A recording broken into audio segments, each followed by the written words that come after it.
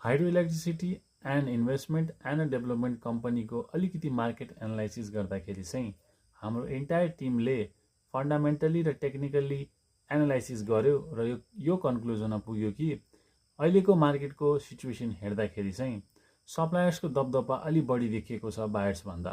त्यसैले यो हाइड्रो पावरको सेयरलाई केही समयको लागि चाहिँ होल्डन गरेर राख्नु होला, नातिनु होला, किन्ने समय आउँछ, अहिले चाहिँ केही समयको लागि चाहिँ होल्डन गरेर राख्नु होला।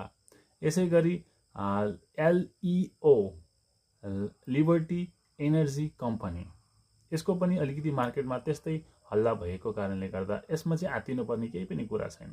यसको फन्डामेन्टल एकदमै क्लियर र राम्रो भएको कारणले यसलाई चाहिँ अहिले लिएर बस्दाखेरि खासै फरक नपर्ला भनेर चाहिँ हाम्रो एनालाइसिसको टिमले कन्क्लुजन निकालेको छ। बाँकी कुरा विश्वास लागेन भने आफ्नो एनालाइसिस पनि हेर्नु होला र यस्तै भिडियोको लागि चाहिँ यो भिडियोलाई सेयर गर्नु होला र साथीहरूलाई सेयर गर्नु होला।